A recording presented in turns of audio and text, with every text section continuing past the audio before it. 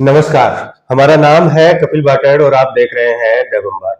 देवम बात के साक्षात्कार की श्रृंखला की कड़ी में मैं आपको मिलवाने लाया हूं एक ऐसे लड़ाके से जो सीधी टक्कर लेता है राजस्थान के प्रदेशाध्यक्ष से। जो ऐसा लड़ाका जो बिना किसी डर के, बिना किसी दबाव के, विपक्षी पार्टी वो सत्ता में हो चाहे सत्ता में ना हो, वो सीधा का सीधी टक्कर लेने से एक बार भी नहीं जी सकता। एक ऐसा युवा लड़ाका जो बहुत तेजी से चर्चाओं में आया और एक ऐसा लड़ाका जो राजनीति को समझने लगा।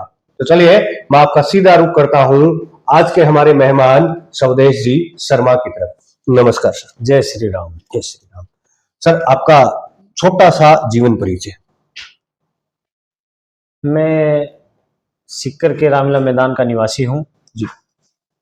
1994 में मेरा जन्म हुआ और मेरा जो परिवार है वो एक सामान्य परिवार है। मेरे पिताजी बाल्यकाल से स्वयंसेवक हैं, मेरे दादाजी भी स्वयंसेवक थे और आदर्श विद्या मंदिर जो अपने राष्ट्रीय स्वयंसेवक संघ की संस्थान से जुड़ा हुआ है उसमें मेरी प्राथमिक शिक्षा हुई। उसके बाद Shri Kalyan college, SK college जिसको बोलते हैं, उसमें मैंने BCom और MCom की पढ़ाई की। छात्र राजनीति में आप जुड़े हुए थे? अखिल भारतीय विद्यार्थी परिषद से मैं शुरू से जुड़ा हुआ था और हमारे जब मैं 11वीं क्लास में था तभी मैं अखिल भारतीय विद्यार्थी परिषद का सदस्य बन गया था। लेकिन दायित्व मेरे पास शुरू से ही जो हमारी एक शाखा है युवाओं की, विश्व हिंदू परिषद की बजरंग दल, उसमें मैं पहले वार्ड संयोजक रहा, फिर मैं नगर शहर संयोजक रहा, फिर नगर संयोजक रहा, फिर मैं जिला संयोजक रहा। मैंने हिंदू जागरण मंच में भी जिले में और प्रदेश में काम किया। जी। आपका नाम कई बार कई चीजों से जुड़ा, कई नकारात्मक चीजों से, कई सकारात्मक चीजों से। पिछली सरकार के समय में आपका नाम जुड़ा, आप चर्चाओं में तब आए जब रीट का घोटाला हुआ और आपके ऊपर सीधा सीधा आरोप लगा कि आपने उस समय के शिक्षा मंत्री के घर के आगे नाथी का बाड़ा लिखा। ये इस बात सत्य है? देखो, जो रीट का घोटाला हुआ था वो घोटाला किसी सरकार का या किसी एक राज्य का नहीं था, वो पूरे हिंदुस्तान में चर्चा का विषय बना था जी। वो इतना बड़ा मुद्दा था कि 25 लाख युवाओं से जुड़ा हुआ मुद्दा था। और मेरी मानो तो आप, एक जो युवा होता है उसमें कम से कम 4 परिवार के सदस्य होते हैं, तो यानी 1 करोड़ लोगों को प्रभावित करने वाला वो मुद्दा था, रीट जो घोटाला हुआ था। और उसमें हमने जो हमारे युवा मोर्चा की जो प्रदेश की टीम थी उसने हमें जो आदेश दिया रीट घोटाले को लेकर, सबसे पहले किसी जिले में प्रदर्शन हुआ तो मैंने मेरी टीम के साथ, मेरे युवाओं के साथ सीकर जिला कलेक्ट्रेट में प्रदर्शन किया था। उसके 6 दिन बाद हमें सूचना दी हमारे प्रदेश संगठन ने, हमारे जो तत्कालीन उस समय जो भारतीय जनता पार्टी के प्रदेश अध्यक्ष थे सतीश जी पूनिया के नेतृत्व में, हमें जयपुर प्रदर्शन करने का हमें बोला गया और मैं सीकर से लगभग 400-500 युवाओं के साथ जयपुर प्रदर्शन में गया था। जयपुर प्रदर्शन में जब हमारी जायज हम मांग उठा रहे थे, उस मांग को उठाते समय उस समय जो प्रशासन था, पुलिस प्रशासन ने बर्बरता पूर्वक हमारे साथ लाठीचार्ज किया। जब हम CM आवास पर हम हमारा शांतिपूर्ण ज्ञापन देने जा रहे थे, उससे कुछ जगह पहले हमारे ऊपर लाठीचार्ज किया, जिसमें मेरे साथी कम से कम भी 12-13 साथी घायल हुए थे। तो मुझे ऐसा लगा कि ये जो सरकार है, कांग्रेस की सरकार है, उस समय जो शिक्षा मंत्री थे गोविंद सिंह डोटासरा और अशोक गहलोत, ये क्या लाठी के दम पर हम युवाओं की आवाज दबा सकते हैं? लेकिन उसी रात मैंने फैसला लिया कि हम अब इसका मुंह तोड़ जवाब देंगे।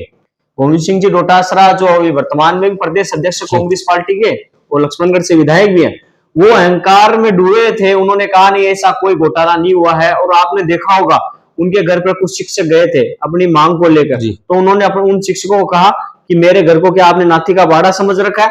आप जनप्रतिनिधि है, जनप्रतिनिधि की एक भावना होती है और एक उसका, मैं बोलना चाहता हूं आपको, उसका दायित्व भी बनता है कि जनप्रतिनिधि के घर पे कोई भी आए अपनी समस्या को लेके तो उसका आदर सत्कार करो। आपसे काम होता है तो करो, नहीं होता है तो उसे मना कर दो, लेकिन आप किसी का अपमान नहीं कर सकते। तो उन्होंने कहा कि मेरे घर को क्या नाथी का बाड़ा समझा है क्या?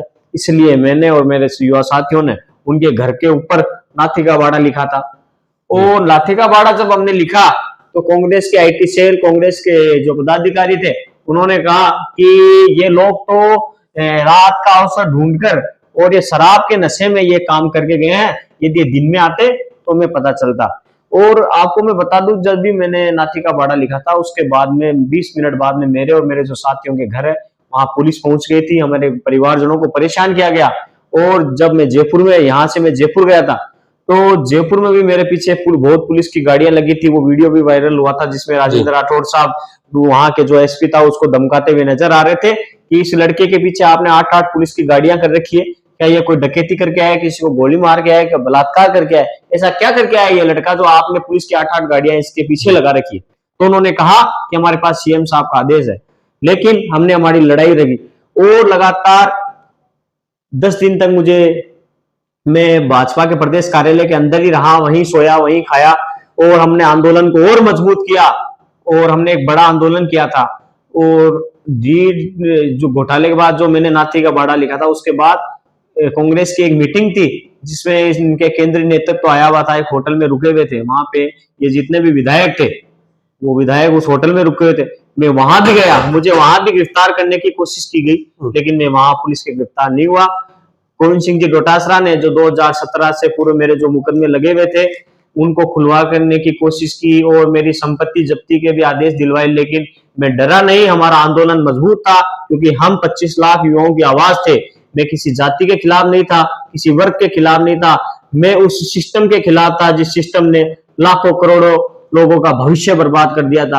और आपने देखा होगा कि रीट का सेकंड का पेपर अशोक गहलोत साहब ने प्रेस कॉन्फ्रेंस करके उससे की घोषणा की उसको रद्द करने की, और उन्होंने ये भी कहा कि सीकर और जयपुर में जो घटना हुई वो भी आपने देखा होगा। यानी सीएम साहब को खुद आकर सफाई देनी पड़ी इस मुद्दे पर। और मैं तो ये कहना चाहता हूं और मुझे पूरा विश्वास है कि हमारी जो भारतीय जनता पार्टी की सरकार अब बनी है, भजन लाल जी जो हमारे मुख्यमंत्री महोदय, वो इस घोटाले की पूरी जांच करवाएंगे। और अभी तो मछलियां पकड़ी गई है, जो भी मगरमच्छ है, जो भी जितना भी पावर में है, चाहे वो विधायक है, एमपी है, प्रदेश अध्यक्ष है या सीएम, पूर्व सीएम कुछ भी रहा है, वो जेल जाएगा। और जो युवाओं के साथ धोखा हुआ है उसमें युवाओं को जरूर न्याय मिलेगा। जी, आप बेहद ही संजीदा और सीरियस व्यक्ति मुझे नजर आए। इतना सीरियस मत होइए क्योंकि अब आप ही की सरकार है, अब आप अपनी कार्यवाही करवा सकते हैं। हमेशा ऐसे सीरियस रहते हो? नहीं, सीरियस ऐसा नहीं है। मैं तो देखो, जैसे मैं बुजुर्गों में बैठता हूँ तो उनके जैसे बात करता हूँ, युवाओं में बैठता हूँ तो उनके जैसी बात करता हूँ, मेरी मातृशक्ति माताओं बहनों में बैठता हूँ तो उनके, मेरा ऐसा कोई सीरियस रहने का बनाते हैं लोकसभा चुनाव में अपने सीकर में इंडिया गठबंधन, जिसे आपकी पार्टी इंडी गठबंधन कहती है और आपके विपक्षी कांग्रेस और जो भी विपक्षी दल है वो इंडिया गठबंधन कहते हैं। पहले तो मुझे ये बताओ, इंडिया और इंडी में अंतर क्या है? आप इंडी क्यों बोलते हो उन्हें? देखो, पहले बात तो ये है कि ये जो गठबंधन था ये टूट फूट का गठबंधन था। अब देखो, आप बताओ, इस गठबंधन का संयोजक सबसे पहले कौन बना था? नीतीश कुमार जी। वो कहाँ है सारी हमारे पास? ठीक है, ममता बनर्जी अपने आप चुनाव लड़ रही है। यानी ये इसका तो इसकी तो आप बात ही मत करो। गठबंधन कुछ समय में अखिलेश यादव ने भी कहा कि हमें पार्टी, मैं क्या बोल रहा हूं कि ये समझो एक जंगल में चुनाव हो रहा है, वो शेर एक तरफ है और बाकी सारे जानवर एक तरफ है, लेकिन चुनाव कौन जीतेगा? शेर जीतेगा, चाहे सारे जानवर एक हो जाए। जंगल का राजा शेर होता है। अब आपने कहा कि जंगल के सारे जानवर एक तरफ, एक शेर एक तरफ, तो लोकतंत्र का इशारा तो उस तरफ हो गया, ज्यादा लोग तो वो हो गए, उनसे आम जनता नहीं जुड़ी हुई ना। नेता नेता ही बचे हैं। आम जनता तो मोदी जी ने जो 10 साल में विकास कार्य किए हैं उससे प्रभावित है। और जो 10 साल पहले जो कांग्रेस की यूपीए सरकार थी, उन्होंने जो घोटाले किए उस 10 साल के उनके कार्यकाल में जितना सिस्टम हिंदुस्तान का बिगड़ा, गरीबी रेखा के ऊपर हो गया। और देखा जाए तो ऐसा कोई अखबार नहीं आता था जिसमें घोटाले की खबर नहीं आती हो। न्यूज चैनल चलाते थे तो उसमें भी सिर्फ और सिर्फ घोटालों की ही न्यूज आती थी और ये आपस में लड़ते थे। देश को सांप्रदायिक रंग देने का काम किया कांग्रेस ने। इन सब से दुखी होकर युवाओं ने, जो मोदी जी ने गुजरात मॉडल के ऊपर जो काम किया, जो विकास किया मुख्यमंत्री रहते हुए, तो देश के युवाओं ने, बुजुर्गों ने, मातृशक्ति ने, सबने निर्णय लिया कि 2017 में यहाँ पे हिंदुत्ववादी सरकार बननी चाहिए, सेकुलर नहीं हो। और 2014 में और 2019 में भारतीय जनता पार्टी की सरकार बनी। अब भी 2024 आ गया, अब इस देश का वही रुझान है, वही जनता है। और जो नए वोटर जुड़े हैं, जो आज 18 साल के 19 साल के हैं, जो पहली बार वोट देंगे, उनको यह नहीं पता है कि 2014 से पहले हिंदुस्तान कैसा था। लेकिन हमने अलग अलग अभियान चलाए हैं, अलग अलग हमारी योजनाओं के माध्यम से हमने लोगों को बताया है कि 2014 से पहले इस देश की परिस्थितियां कैसी थी और आज हमारा देश कैसा है।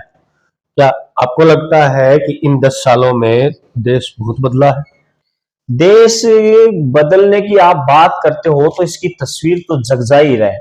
आज आप शिक्षा के क्षेत्र में देख लीजिए, सड़क के क्षेत्र में देख लीजिए, स्वास्थ्य के क्षेत्र में देख लीजिए, हर क्षेत्र में हिंदुस्तान आज आगे बढ़ रहा है। और विदेशों के सामने हिंदुस्तान की साख बढ़ने की बात हो तो उसमें आप देख लीजिए, पहले हमारे जो प्रधानमंत्री या जो मंत्री वगैरह होते थे, वो किसी विदेशों में जाते थे, इनको एयरपोर्ट पर 15-15, 20-20 मिनट तक खड़े रख के इनके कपड़ों की तलाशी ली जाती थी। और आज हमारा शेर जो अमेरिका में जाए, चाहे जापान में जाए, चाहे नरेंद्र भाई मोदी जब जाते हैं, तो वहां उस देश की आम जनता, वहां का शासन प्रशासन उनके स्वागत के लिए वहां लाल कारपेट बिछा के आतुर खड़ा रहता है।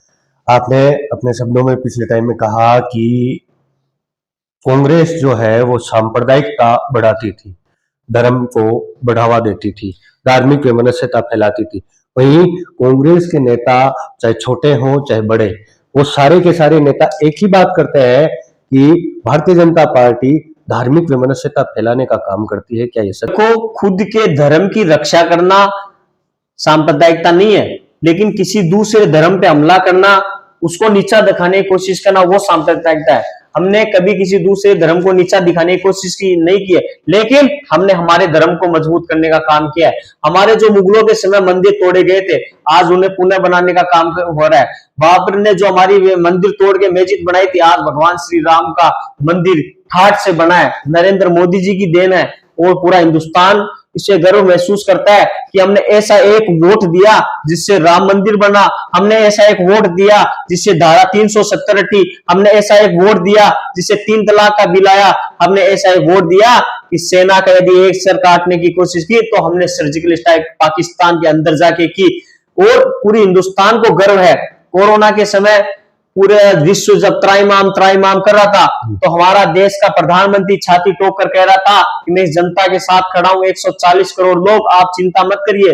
और हमारी सरकार ने, भारतीय जनता पार्टी की सरकार ने फ्री वैक्सीन दी, 80 करोड़ लोगों को अनाज दिया, जो आज भी दिया जा रहा है। इन सब योजनाओं को, इन सब चीजों को हिंदुस्तान की जनता भूलने वाली नहीं है। और अपन मारवाड़ी में कहते हैं कि भाई जखा को नमक खा लेवाना है, बिना भूल कौन सा। तो हिंदुस्तान की जनता ने नरेंद्र मोदी जी का जो 2 साल का कोरोना का काल था, उसमें उनकी भावनाओं को देखा है, उनके समर्पण को देखा है। तो अब ब्याज सहित जनता इसका मूल उतारने के लिए तैयार है और भारतीय जनता पार्टी की सरकार बनेगी। एनडीए की 400 से ज्यादा सीटें आएगी। और मैं विपक्ष को तो कहना चाहता हूं कि विपक्ष जब रिजल्ट आएगा 4 जून को, उसके बाद ये जो एनडीए जो गठबंधन बना हुआ है, ये आपस में हार का ठीकरा फोड़ के ये खुद ही आपस में लड़ते नजर आएंगे। आपने कहा कि एनडीए की 400 सीटें आएंगी। अब एनडीए की आएंगी या भाजपा की आएंगी? भाजपा की 370 सीटें आएगी, क्योंकि हमने धारा 370 हटाई है। और एनडीए की 400 पार सीटें आएगी। लेकिन आपके पार्टी के ऊपर कई विरोधी, आपकी पार्टी के विरोधी, वो आरोप लगाते हैं कि धारा 370 तो हटी है, लेकिन धारा 370 का एक पार्ट हटा है। धारा 370 पूरी तरीके से नहीं हटी। धारा 370 उनके अनुरूप बता रहा हूं मैं। उनका कहना है कि धारा 370 के अंदर बहुत सारे क्लोज थे, जिनमें एक क्लोज था 16A या 16B। उनमें से एक ही क्लोज हटा है 16B। देखो हमारे, जिसमें आप वहां जाकर सिर्फ जमीन खरीद सकते हैं और कुछ नहीं कर सकते। देखो इसका जो आपको धारा 370 हटने का आपको यदि परिणाम देखना है तो आप जम्मू कश्मीर जाइए। आप वहां जाएंगे, वहां के लोगों से मिलिए, और वो नरक से स्वर्ग में आ गए, ये वो लोग खुद कहते हैं, चाहे वो हिंदू हो चाहे मुसलमान हो। इसलिए इन कांग्रेस वालों की बातों में ना आइए। धारा 370 हटने का इनके कागजी बात तो नहीं करिए, वहां जाइए, आप वहां रह के आइए, मैं अभी खुद कुछ दिनों पहले मैं खुद कश्मीर में जाके आया हूँ, और मैं पहले बूढ़ा अमरनाथ की यात्रा पे जाता था। 2013 में भी गया था, 2014 में भी गया था, 2015 में मैंने, मैं इससे पहले भी धारा 370 हटने से पहले भी जम्मू कश्मीर लगभग 6 साल तक लगातार जाके आया हूँ। लेकिन अभी मैं पिछले दिनों जब जाके आया, तो उन दिनों में और आज के दिनों में रात और दिन का फर्क है। हिंदुस्तान पे जो काला कलंक था, काला टीका लगा हुआ था धारा 370 का, वो हमारे देश के यशस्वी गृह मंत्री अमित शाह जी ने इसको हटाकर, और कश्मीर भारत का ही हिस्सा है ये लोगों को बताया। कश्मीर भारत जो माता है उसका मुकुट है, और उस मुकुट को वापस सजोया है हमारे देश के यशस्वी प्रधानमंत्री और अमित शाह जी ने। आपकी पार्टी के ऊपर आरोप लगता रहता है कि पीओके जो है वो अभी भी चाइना के कब्जे में है, कभी बोलते हैं पाकिस्तान के कब्जे में है, ऐसी कुछ स्थितियां हैं। देखो, हमारे जो भारत सरकार की कूटनीति का आप देख सकते हैं कि आज पाकिस्तान किस कगार पे आ गया जी। पाकिस्तान में जो आपसी जो देशता फैल रही है वो हमारे हिंदुस्तान की कूटनीति है।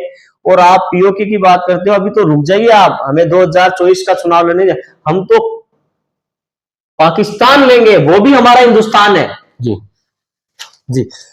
अब आते हैं अपने लोकसभा चुनाव की तरफ। लोकसभा चुनाव में आपके धुर विरोधी जी, आपकी पार्टी के नहीं बता रहा, मैं सिर्फ आपके बता रहा हूं।